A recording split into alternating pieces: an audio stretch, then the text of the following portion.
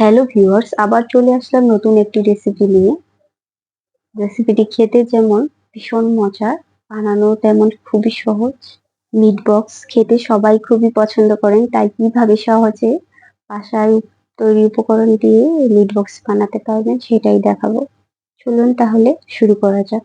প্রথমেই এখানে আমি 4টা আলু কেটে নিয়েছি ঠিক এইভাবে ফ্রেঞ্চ ফ্রাইতে যেভাবে কাটা হয়। এরপর এখানে মাশরুম নিয়ে নিয়েছি এবং এখানে 4টা চিকেন সসেস কেটে নিয়েছি। চলুন তাহলে আজকের এই রেসিপিটি শুরু করা যাক। প্রথমেই আমি এখানে 1.5 কাপ পরিমাণ পানি ফুটিয়ে নিয়েছি। এরপর ফুটন্ত পানিতে আমি এই আলুগুলোকে দিয়ে দিচ্ছি। ঠিক 3 মিনিট পর্যন্ত আমি আলুগুলোকে ফুটন্ত পানিতে ফুটিয়ে নেব।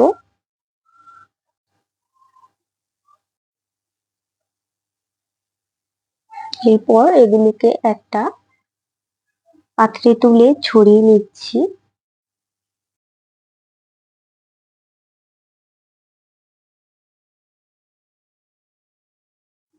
এরপর ঠান্ডা পানি দিয়ে এগুলোকে ধুয়ে নেব।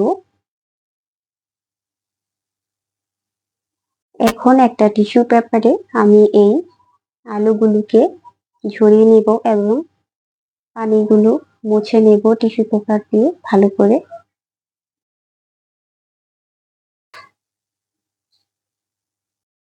এরপর চুলায় একটি কড়াই বসিয়ে দিয়েছি। কড়াইটি গরম হয়ে এসেছে, তখনই আমি পরিমাণ মতো তেল দিয়ে দিচ্ছি এখানে।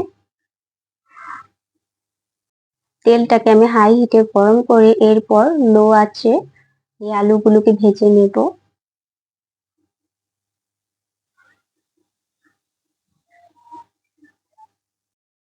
আলুগুলোকে অনবরত নাড়াচাড়া করে ভালোভাবে ভেজে নেব। এই তো প্রায় হয়ে এসেছে।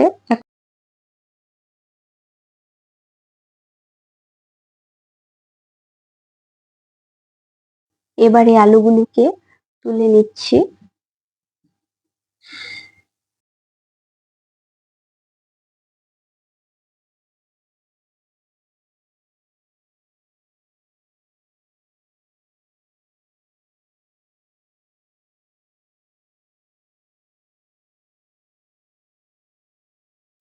এরপর একই তেলে চিকেন সসেস গুলোকে দিয়ে দিচ্ছি। ভালোভাবে এই সসেস গুলোকেও ভেজে নেব। এই পর্যায়েও চুলার আঁচটাকে মিডিয়ামেই রেখে নেব। অনবরত নেড়ে চেড়ে চিকেন সসেস গুলো ভেজে নিতে হবে।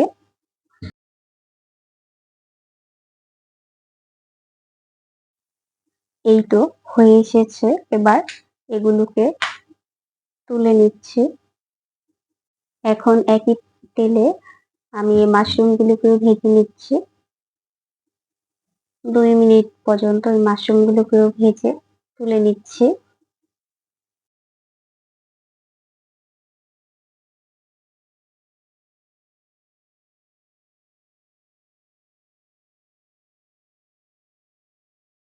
এই তো হয়ে এসেছে। এবার এগুলোকে তুলে নিচ্ছি।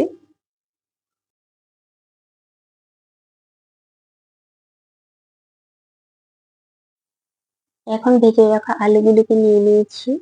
এরপর ভেজে রাখা চিকেন সসেস গুলোকেও দিয়ে দিচ্ছি। এরপর মাশরুম দিয়ে দিচ্ছি। আজকের এই মিট বক্সটা আমি চিকেন ছাড়া তৈরি করছি, তবে চিকেনের বদলে এখানে আমি চিকেন সসেস দিয়ে দিয়েছি। এরপর উপর থেকে মেয়োনিজ দিয়ে দিলাম।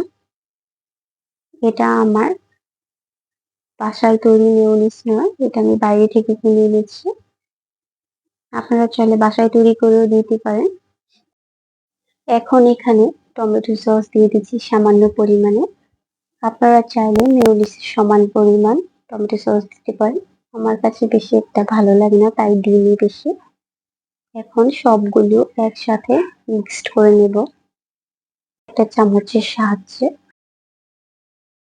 এই তো মিট বক্সটা এখন রেডি হয়ে এসেছে। যদি আমার রেসিপিটি ভালো লাগে তাহলে অবশ্যই লাইক, কমেন্ট, শেয়ার, সাবস্ক্রাইব করে পাশে থাকবেন এবং হ্যাঁ, অবশ্যই বাসায় তৈরি করে রেসিপিটি শেয়ার করবেন।